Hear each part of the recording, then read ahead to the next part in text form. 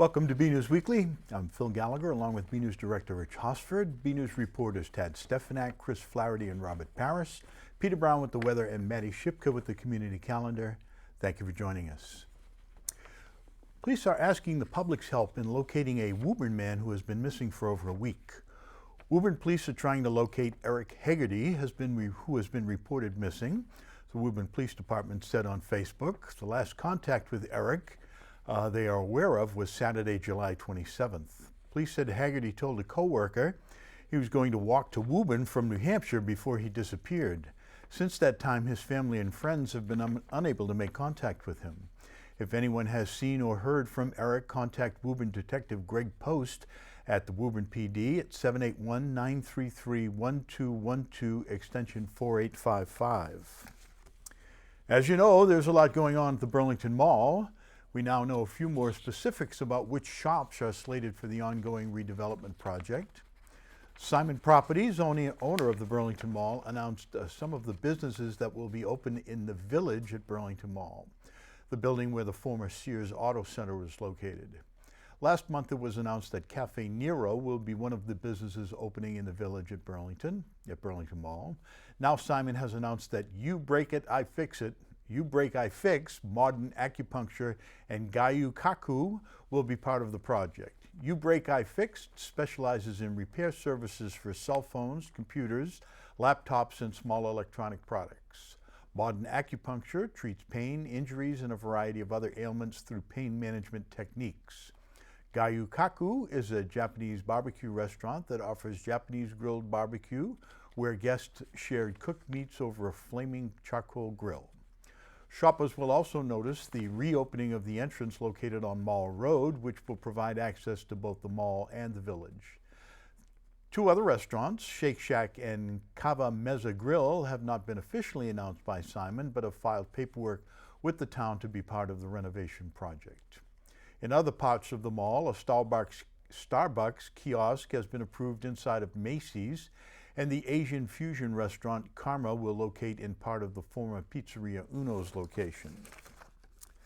And you can add Vietnamese to the spectrum of lunchtime offerings in Burlington.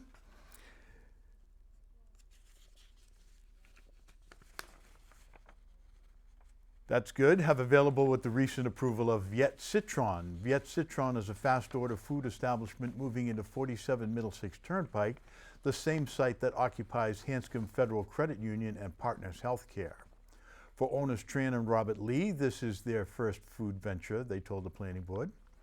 At the site, the former Starbucks and Subway location, Viet Citron applied for 30 seats, with the plan calling for 4 to 5 outdoor seats seasonally.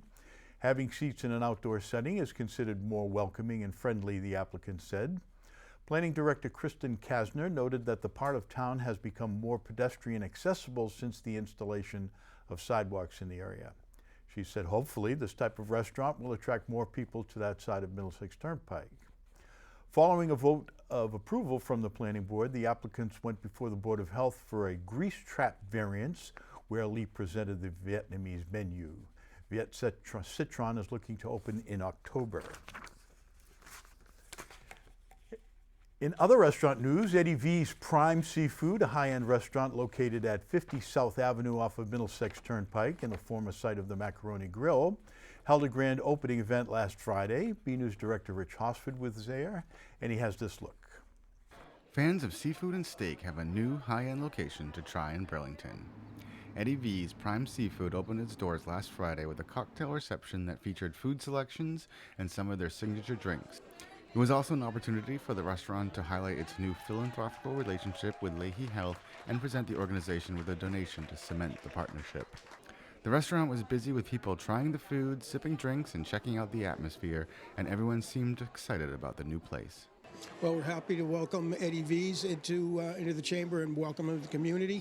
Certainly you've seen what's going on in the greater Burlington area, that the restaurant scene is on par with those of larger metropolitan areas, and I'd say north of Boston, there's no place better to be. Well, we're excited to be here. Eddie V's, this is our 24th restaurant, so this is a growing brand under the Darden umbrella.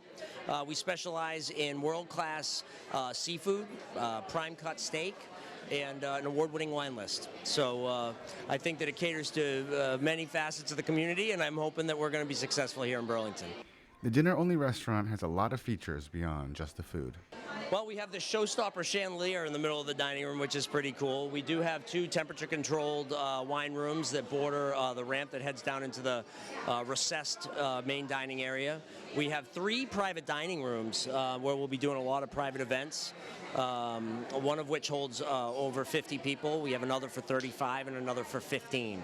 The lounge area itself has 30 seats at the bar along with 12 tables. And it's a total capacity a little over 300 seats, so a pretty good sized restaurant.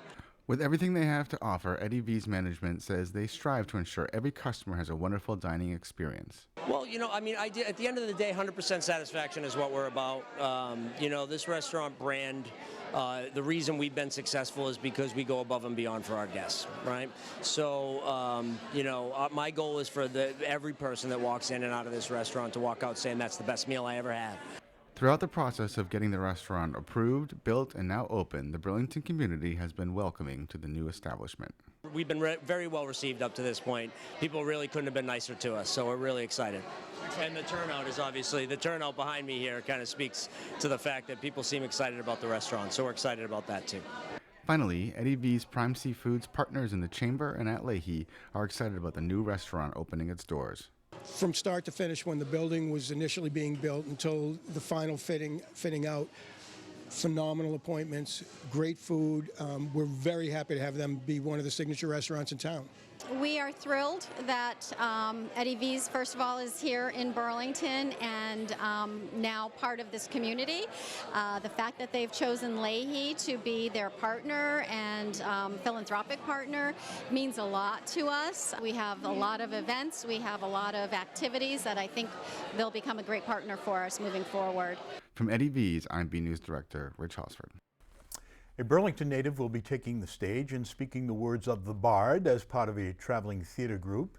Tim Coley will be taking on the role of Aeschylus in the Brown Box Theater Project's production of Shakespeare's Measure for Measure. Coley has past credits in theater that include Oberon in A Midsummer Night's Dream, Snowball in Animal Farm, Cassio in Othello, and Ebenezer Scrooge in A Christmas Carol. Tim is very excited to be joining the ensemble and bringing free Shakespeare to communities throughout Boston and the Delmarva area, which I'm not sure where that is. He would also like to thank his parents and his wonderful girlfriend Lindsay for their love and support.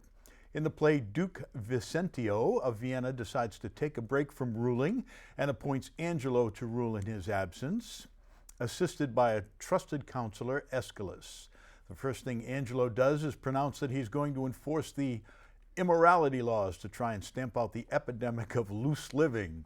One action he undertakes is to condemn a man who got his fiancée pregnant before wedlock, but the man's sister comes to plead in his defense and Angelo falls for her.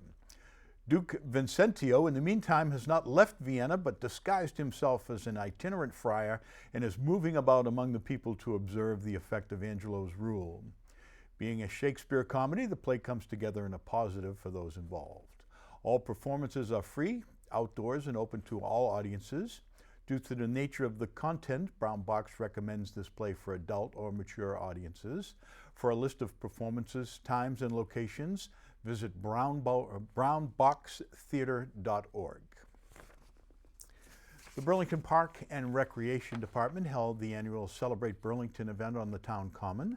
BNews reporter Robert Parris was there, of course, and he has a look at this year's well-attended event. Let's check it out. It was the biggest event of the summer. On Saturday, August 3rd, the Burlington Parks and Recreation Department held the annual Celebrate Burlington on the town common. Maddie Shipka and I explored all the vendors and activities the carnival had to offer. We do start in September, kind of revamping what we have here today. We kind of look at what the strengths were, what the weaknesses were, and then we look at different events that we might want to have, because if you notice, there's not the same events every single year. So we have some new stuff on the common this year, which we're excited to have, and we want to make sure we're always changing it up so people get a variety of stuff. We got all kinds of crazy stuff going on. Lots of inflatables, new ones, some of our returning favorites. Of course, with all the shark hysteria, we have a great white here, great white shark slip and slide. So the Cape isn't the only one getting the sharks this summer.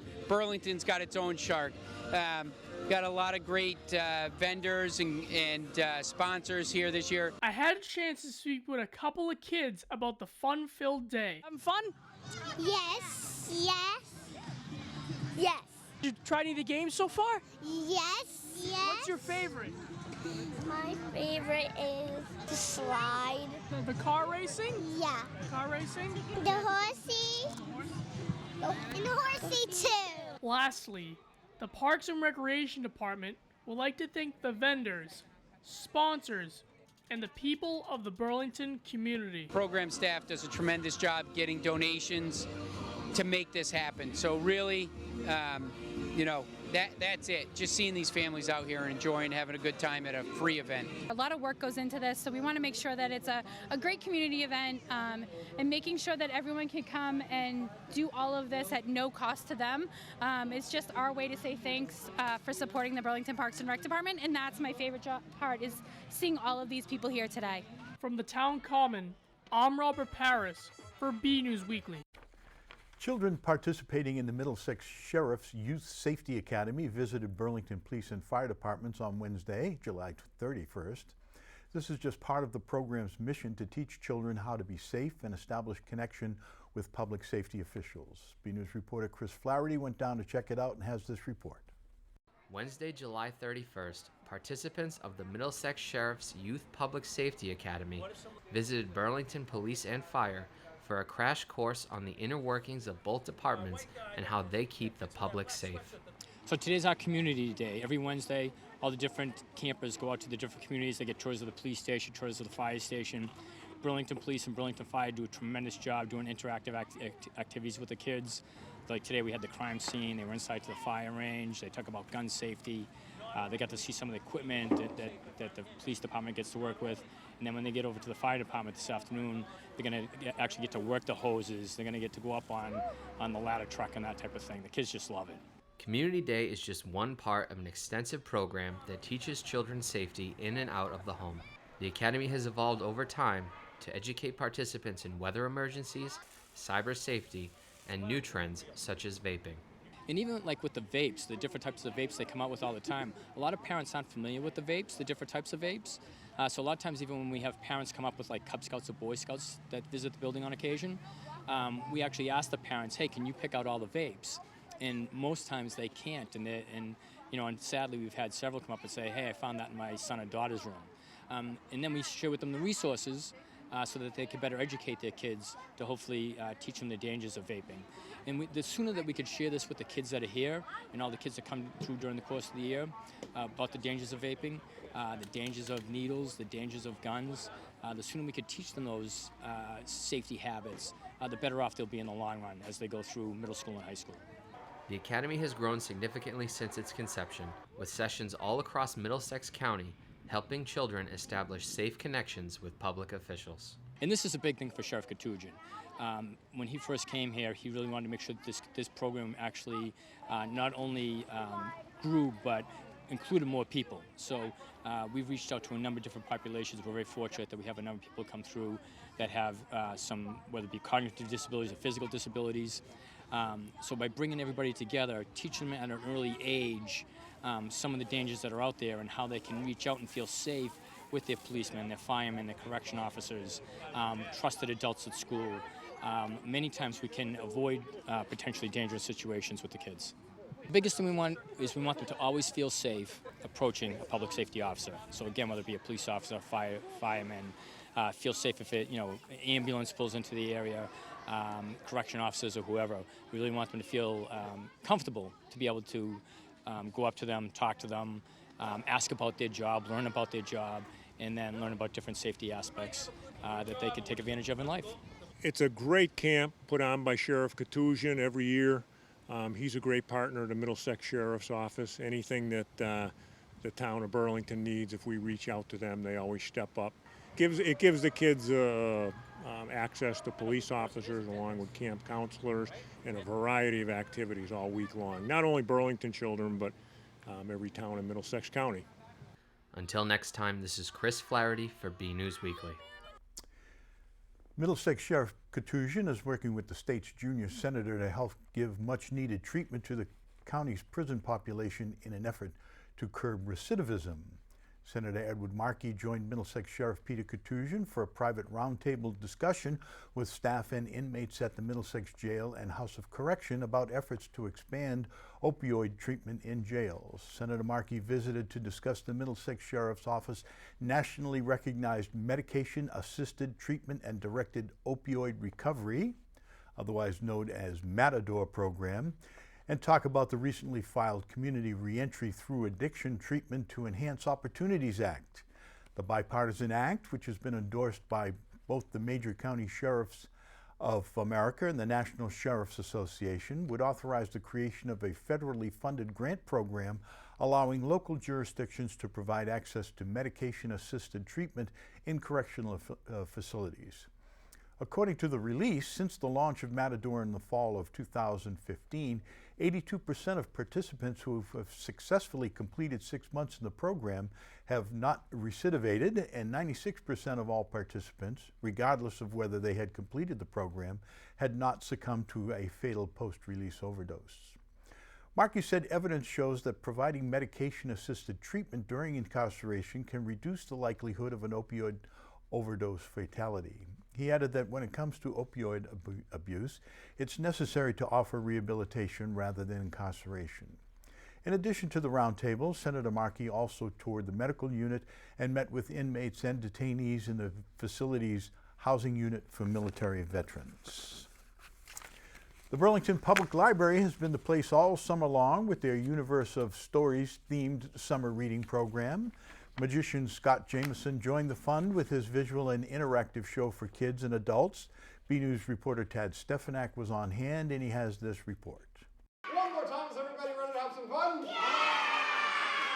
Burlington families are having a blast at the Burlington Public Library's Universe of Stories summer reading events and activities. And magician Scott Jameson is putting a new spin on how we look at the solar system. I tend to stick to things that are very visual, so there are no card tricks in the acts. I do a lot of juggling, so things that involve a lot of movement and are kind of big and visual. So also things that are a little different than you might see. With an eager audience of young volunteers, Magic by Scott Jameson is for all ages.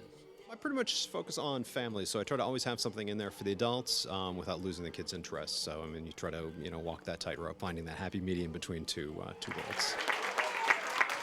Scott works throughout New England and New York, and his enchantment is worldwide. In small ways, I've brought it to places like Cambodia and Thailand and Central America, and try to bring a little bit of magic wherever I go. From the Burlington Public Library, I'm BNews reporter Tad Stefanak. We go now to BNews weatherman Peter Brown in our weather center for the latest forecast. We'll also check out the community calendar with Maddie Shipka to see what's happening in Burlington.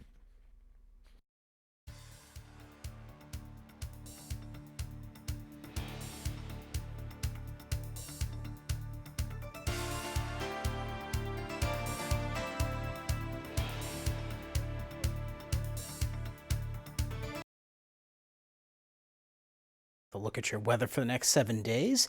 I hope you've been enjoying this great start that we've been having to August. If you've been on vacation in the past couple of weeks, you've had some really great summer weather. And as we're starting out our period here on Thursday, again, look at this. We're going to be seeing temperatures in the mid-80s. That's what we're expecting for about this time of the year, so nothing too cool and certainly nothing too hot like we saw for most of July. And if you're stepping out there in the evening, we're going to see nice temperatures in the mid-60s, so very pleasant if you're going to be out and about, going out to dinner, doing any shopping in the Burlington area.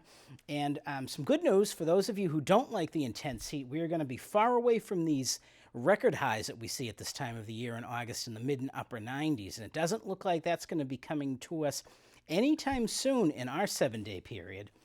Now, as we round out our period, getting towards the end of the period, I know it's kind of hard to think that we're getting into the middle of August already. We are actually getting to almost the tail end of meteorological summer. I know that's something a lot of you don't really want to hear, but something that we do have to face. And our average highs at that time of the year, again, in the low 80s. Temperatures are starting to go down a little bit now as we head more towards the fall season. And look at this, the biggest thing that you notice, our sun is going to be setting before 8 o'clock. So we're not going to be seeing those sunsets happening after 8 o'clock until we get to next May. So everyone, as we go ahead, we're going to take a look at what we're going to be expecting in the range of temperatures and precipitation coming up for the next 7 to 10 days here in the Burlington area. Now, on this map from the Climate Prediction Center, it looks like we have some good news up here in the Burlington area and from most of the rest of southern New England, expecting chances to see below average precipitation. So that'll be nice, chance to dry out, and you're going to actually see that a little bit later on when we go and look at the forecast for the next week. We're going to have some really nice dry conditions coming up. A little bit different than this real muggy tropical air that we've been having around here since about the beginning of July. As we go ahead, we're going to see what we're going to be expecting for temperatures for the next 7 to 10 days. And this is something we haven't seen too much of this summer. We're actually expecting temperatures in our area to be maybe below average. So that's going to be something much different. We haven't really seen below average temperatures since the beginning of June. Now, of course, if you really want to see those high temperatures, you're going to be heading down to Texas or into Florida, and that's to be expected for this time of the year. But up here in our area, going to be some really nice conditions. Now, as we move ahead, let's take a look at some of those temperatures and weather coming up for the next 7 days. And I think you're really going to like this forecast. Now, starting out on Thursday and Friday, we may see a little bit of unsettled weather as a cold front starts to move towards the Burlington area. Especially on Thursday, this could bring the chance of some scattered heavy downpours, especially in the morning and the early afternoon time. But once those get out of here, our temperatures are going to climb up into the mid-80s, again, where they should be this time of the year. And Friday, we can probably hold back on that rain a little bit more. It looks like it's going to be a little bit drier than we were expecting when we put the forecast together. Temperatures, look at this, beautiful, only in the low 80s. And when we get to Saturday and Sunday, this is going to be one of those real top 10 weekends of the summer. We're going to see dry conditions out there. Humidity is going to be gone. And look at this, by the time we get into Sunday, temperatures only in the high 70s, and at night going down into the mid and upper 50s. So some real comfortable sleeping weather coming up. As we head towards the end of the period, we're going to see maybe a chance of some unsettled weather, some showers and thunderstorms moving back into the Burlington area. But look at this. Ending the period, temperature is going to be about maybe 6 to 7 degrees below average for this time of the year. So that's going to be a nice break from this intense heat we've been having. So everyone, get out there, enjoy the weather, and have a great week.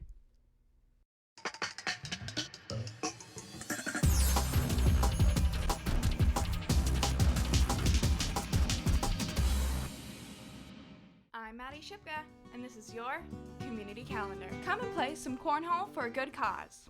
On Thursday, August 15th from 5 to 8 p.m., Chops American Bar and Grill will be having an event called Cornhole for a Cause. Pre-registration is required. The event is $15 per person and everyone is welcome. All proceeds will be donated to the Mass General Hospital for Children Cancer Center. To sign up for the competition, email courtney.silva@marriott.com. As you wish. On Friday, August 16th at 6:30 p.m., BCAT will be having their monthly cinema series event. The movie they will be showing is the 1987 romantic comedy, The Princess Bride. The event is free, but pre-registration is required. For more information and to register, visit bcattv.org or call 781-273-5922. Do your children want to be on TV? On August 19th through the 22nd, BCAT will be having an event called Video Vacation Week. The program is for children entering the 6th grade through 8th grade. The event is free, but pre-registration is required. To register, call BCAT at 781-273-5922 or email bcat@bcattv.org. I'm Maddie Shipka, and this has been your Community Calendar. We go now to Parks and Recreation Director Brendan Egan for the latest Parks and Rec review. This week, the final of the 2019 season is all about Park Day. Let's take a look.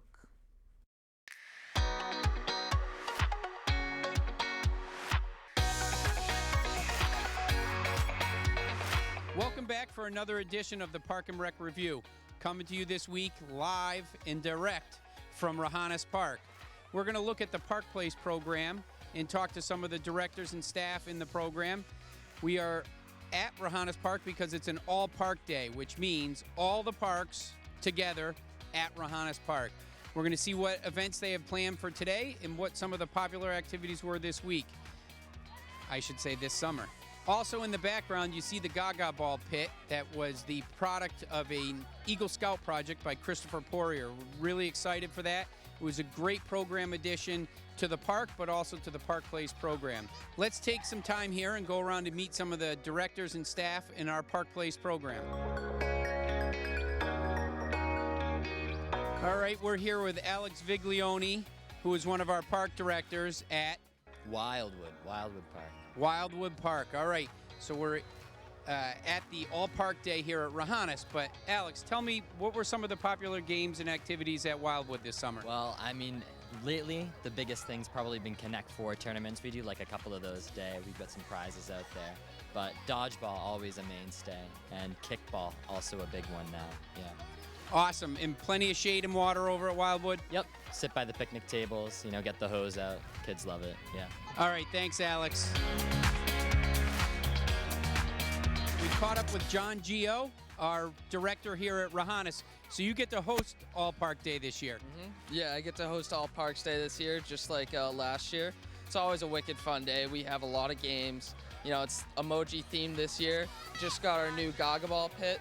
It's awesome. You know, we have a fence for our baseball field, so, you know, if you're looking for a good time, then right down here is where you're going to find it.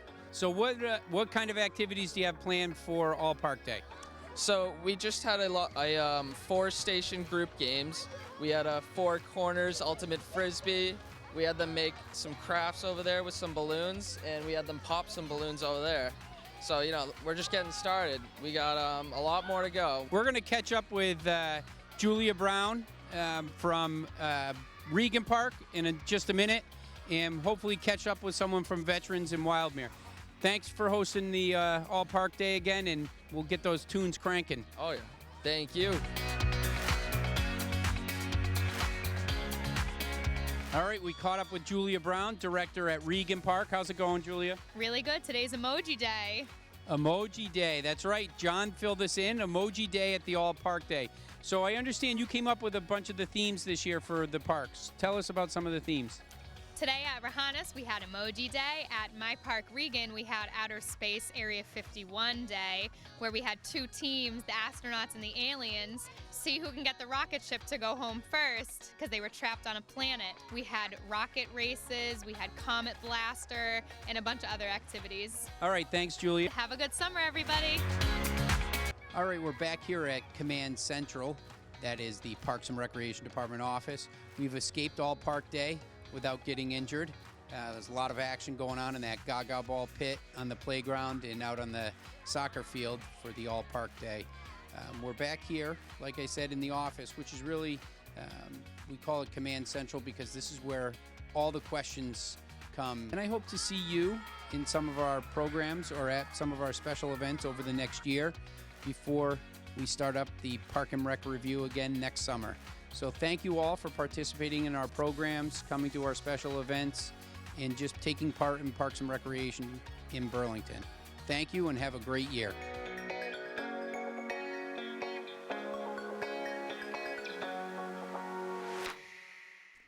Congratulations to Brendan and his fantastic staff on a really great year for the children of Burlington.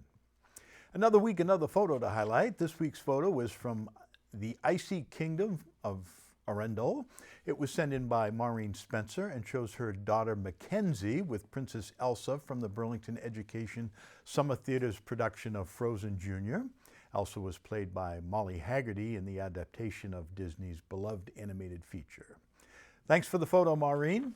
We'd like to see your photos. They could be of something you see around town, the weather outside your own door, or even photos of your family members and pets. Whatever you think is interesting and would like to share with us and the community. Email your photos to bcat@bcattv.org with the subject line Photo of the Week. Okay, don't forget to sign up for the BNEWS Daily Newsletter, which now provides the most comprehensive news coverage in Burlington events and other types of news. You can sign up at bcattv.org. Again, get the daily newsletter edited by our news director, Rich Hosford. That's it from the news desk here at BNEWS Weekly. I'm Phil Gallagher, along with Rich Hosford, Tad Stefanak, Chris Flaherty, Robert Paris, Peter Brown, and Maddie Shipka. Thank you for joining us.